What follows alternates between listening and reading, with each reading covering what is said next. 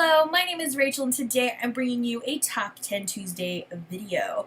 So today's theme is the first 10 books instead of top 10, the first 10 books that you reviewed. Now, they did include Goodreads reviews, but I just didn't want to take the time to go through all of my Goodreads reviews and figure out when I reviewed them first, which ones I actually reviewed versus just like rated, etc., etc. So I decided to do my first 10 reviews on BookTube, and surprisingly I really haven't done that many book reviews. That was one of my goals this year, and I just haven't really been in the mood to make a lot of content this year at all, but I'm hoping to get back into it, and I'm hoping to do some more book reviews. I think they're good. But anyway, the actual first video ever I did on my channel was a book review, and that was of In the Heart of the Sea by Nathaniel Philbrick, and I've got a picture of me doing my little thing here, and I don't know.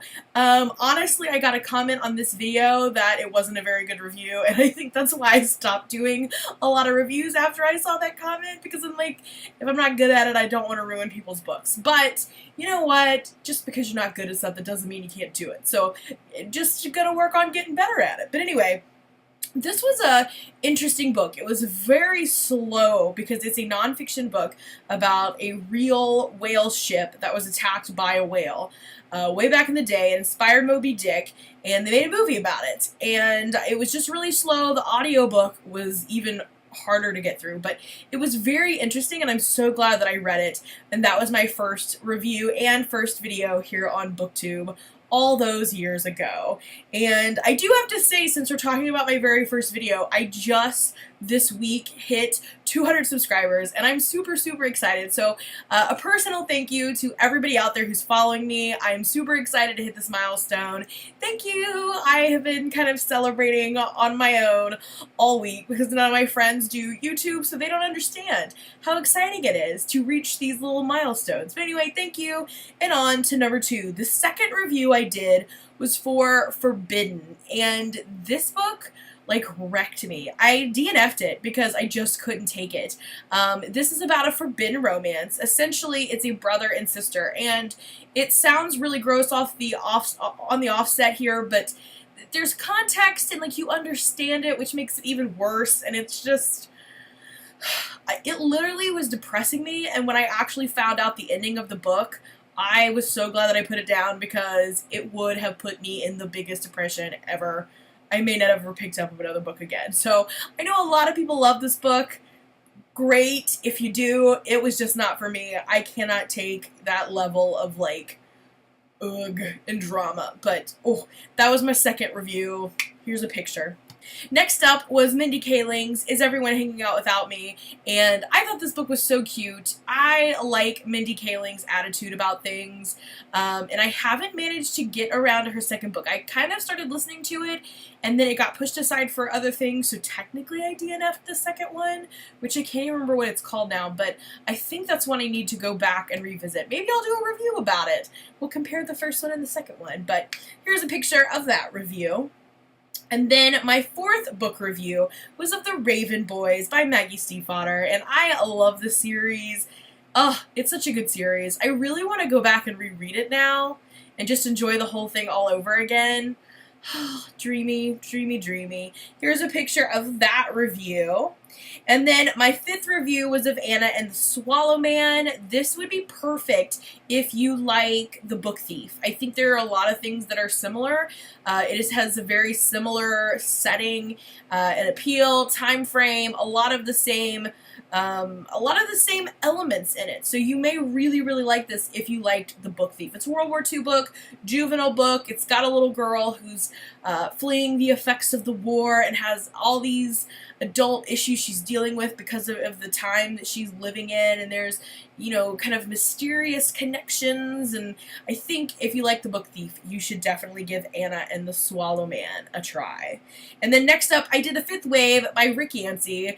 I recommend this book a lot to kids because it's action-packed. It's set in our actual area. all the cities they mention, like, we live right in the middle of all of those. So I think the kids really like being able to identify the roads and things that they're on. I think it's got a little bit of everything for everybody in there. There's some sadness, there's some romance, there's some action, there's some killing, there's some other things that I don't want to mention to spoil it for you, but there's a lot going on. I tell people this is a lot like The Walking Dead, with not zombies, but something else that you'll figure out once you start reading the book. But it's really good. Highly recommend it. I liked it. Next up, number 7, I did The Killing Woods by Lucy Christopher. One of my all-time favorite books is Stolen by Lucy Christopher, so I pretty much read anything she puts out. But I have yet to find anything of hers that I have enjoyed nearly as much as Stolen. This was about a man that had PTSD, and he's known to have some issues with that PTSD when he comes home, and he ends up coming out of the woods one day with a dead teenager in his arms. So the question is, did he kill her in the woods? What is going on? And the story is told through the perspective of this man's daughter. So obviously it's one of her classmates that has now been carried out of the woods dead by her father. So it sounds really interesting. It was really an interesting take. It still wasn't, I don't think, as good as Stolen, but it was still a good read. I would recommend it. Next, I did A Darker Shade of Magic by Victoria Schwab, and I really, really like the series for some unknown reason. I have yet to read the 3rd and final book in the series, so that is a top priority this year. If you haven't read this, I feel like it's really been gaining momentum here on BookTube, so you've probably heard about it, but you should. It involves all these magical worlds that Kel and only one other person in the story can travel to, because they are special magicians called Antari, and they can travel between all these different variations of London, and it's magical and it's fun, and there's thieves and pirates and magic and all kinds of cool stuff, so I highly recommend it. It's very good. Next up, number 9, I read Rebel Belle by Rachael Hawkins, and I really enjoyed this. I do have to say, though, that it was my favorite one in the series. I think each one got like a lower star for me in the series, so if you're interested, definitely read the first one. I'm not so sure about the other ones, but definitely read the first one, because it's really good. It's kind of like Buffy. I mean, it's kind of like Buffy. You have this popular girl who's in high school, and all of a sudden she finds out that she's basically like a slayer. And there's this boy that she doesn't get along with, who is her magi, I believe, and they have to work together to fight out all the demons. So it was pretty good. The kids really, really like it. So if you like Buffy, go and give this one a try. And then my last of the top first 10 books I reviewed on my channel was House of Furies by Madeline Rowe. This was really unique and interesting. I have read a lot of books, I think pretty much everything that's been out by Madeline Rowe, and I really enjoy them. They're definitely on the border between like middle grade and YA. This one particularly is a historical fiction that is set in a house that may or may not belong to an evil being. We're not sure until the very end, so I won't spoil it. But it's really good. It's kind of haunting. It kind of reminds me maybe of like a Rebecca situation, maybe a Jane Eyre, and it's just fun and atmospheric, and I recommend it. So there you have it, the first books that I recommended here on BookTube and that I reviewed. If you have any recommendations for a book that you would like me to read and review, this is your chance. Leave it down below. I will give it a read and I will do a review for it. I'm going to try to get some more reviews on my channel, so leave them down below, and thank you so much for watching. I will see you again in my next video. Bye for now.